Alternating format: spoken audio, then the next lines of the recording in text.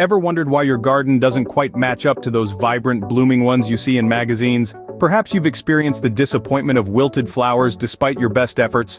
Or maybe you've marveled at the transformation when a seemingly hopeless plant bursts into a cascade of color.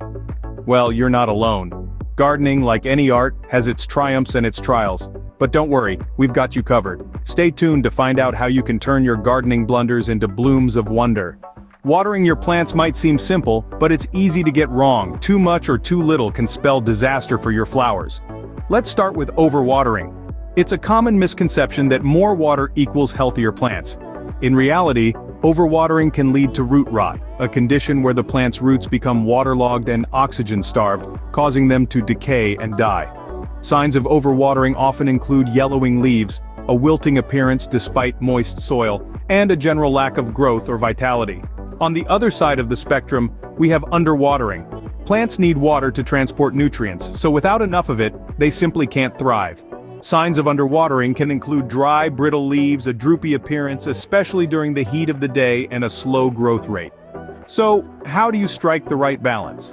The key is to understand your plant's specific needs. Different flowers have different watering requirements, so it's important to do your research. As a general rule of thumb, however, you want to water deeply and infrequently. This encourages roots to grow deep into the soil, making your plants more resilient and better able to withstand periods of drought. Here's a simple trick to know when to water. Stick your finger about an inch into the soil. If it feels dry, it's time to water. If it's still moist, hold off for a bit longer. And when you do water, make sure to do so at the base of the plant to avoid wetting the foliage, which can lead to disease. But remember, every garden is unique.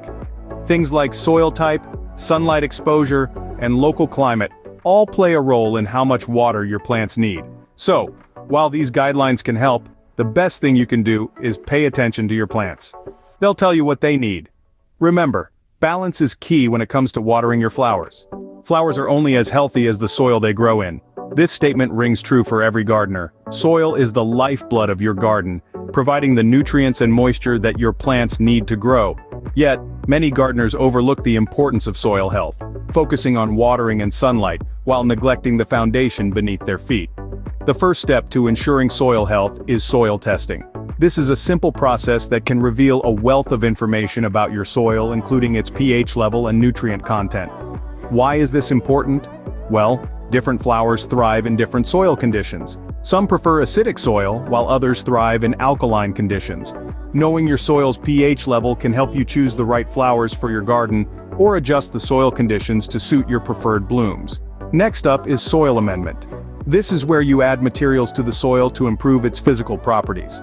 For instance, adding compost or manure can boost the nutrient content of your soil, while adding sand or perlite can improve its drainage. Remember, a well-draining soil is crucial for preventing root rot and other water-related diseases. Another aspect of soil health is fertilization. While soil amendments can provide a slow-release source of nutrients, fertilizers deliver a quick nutrient boost to your plants. But be careful not to overdo it.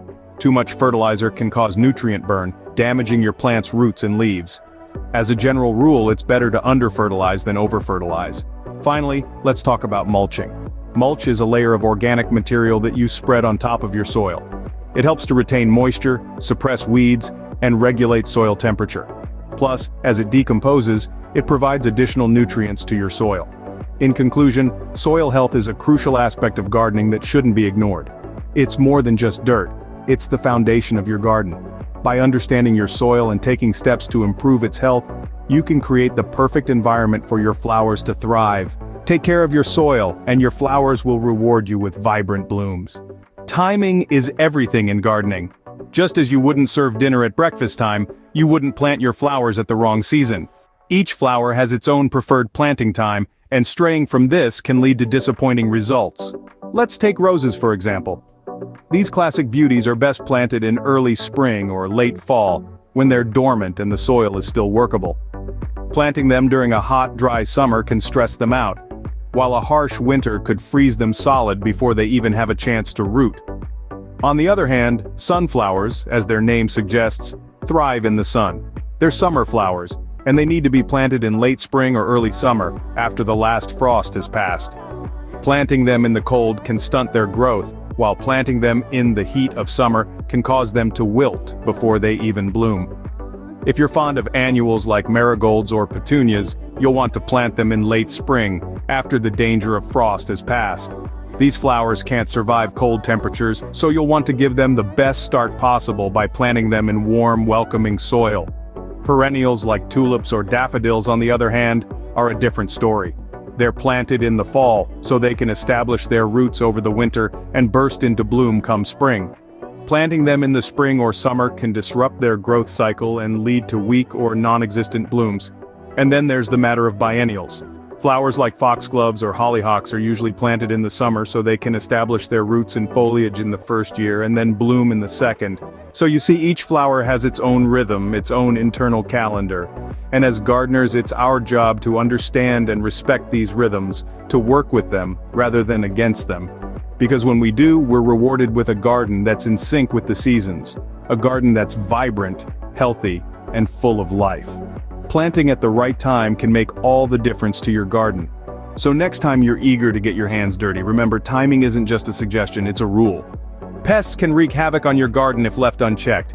They're not just a minor nuisance, but a serious threat to the health and beauty of your flowers. From aphids to slugs, these tiny invaders can cause considerable damage, leaving your plants weak, diseased, and in some cases beyond recovery.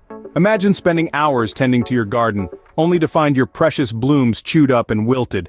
That's the harsh reality when pests take over. They can strip your plants of their leaves, feast on their roots, and spread harmful diseases.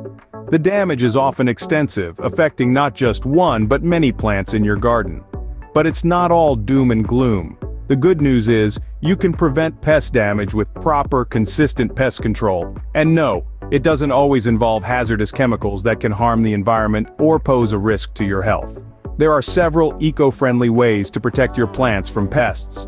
For starters, you can introduce beneficial insects into your garden. Ladybugs, lacewings, and parasitic wasps, to name a few. These are nature's pest control agents, preying on harmful insects and keeping their population in check. Another effective method is to use homemade sprays made from natural ingredients. A mixture of water, dish soap, and cayenne pepper can deter a wide range of pests. Or, you can try a garlic and water solution, which is particularly effective against aphids and beetles. And let's not forget about physical barriers. Netting, copper tape, and slug traps can prevent pests from reaching your plants in the first place. The key, however, is consistency. Regular inspection and prompt action at the first sign of pests can save your garden from extensive damage. Remember, it's easier to prevent a pest problem than to deal with its aftermath. Regular pest control keeps your garden healthy and your flowers blooming. It's a crucial part of gardening that shouldn't be overlooked. So, don't let pests rob you of the joy of vibrant, healthy flowers. Take steps to protect your garden today, and you'll be rewarded with a stunning floral display that's truly a sight to behold. Giving your plants room to breathe is essential. Imagine trying to dance in a crowded elevator. It's stifling, isn't it? Well, your plants feel the same way when they're crammed together. Each plant needs its own space to grow, spread its roots, and reach for the sun. The consequences of overcrowding can be dire, leading to poor air circulation, increased disease susceptibility, and competition for nutrients. Let's take sunflowers as an example. These sunny beauties need about 2 to 3 feet of space between each other. Why? Because their broad leaves need room to capture sunlight and their roots need space to stretch out and absorb water and nutrients. Cram them together, and you'll have a garden of weak, unhappy sunflowers. Similarly, consider marigolds. These vibrant flowers need about 8 to 10 inches of space between each other. This allows for ample air circulation, reducing the chances of fungal diseases. Plus, it gives their roots room to grow, leading to stronger plants and more vibrant blooms. But what happens if you ignore these spacing guidelines? The consequences aren't pretty. Overcrowded plants struggle to get the resources they need, leading to weak growth and fewer flowers. They're also more likely to succumb to diseases and pests. It's a recipe for a garden disaster. So, give your plants the space they need. Respect their individual growth habits and spacing requirements. It might seem like a small detail, but it can make a world of difference. Proper spacing allows your flowers to flourish. Transform your garden into a floral paradise by avoiding these simple mistakes. Remember, don't overwater or underwater your precious blooms. Take note of your soil's health and amend as needed. Timing is everything when planting, so be aware of the seasons. Don't neglect pest control, and ensure your plants have enough space to grow. With these tips, you can avoid common gardening pitfalls and grow a vibrant, healthy garden. Your flowers will thank you for your care and attention. Happy gardening!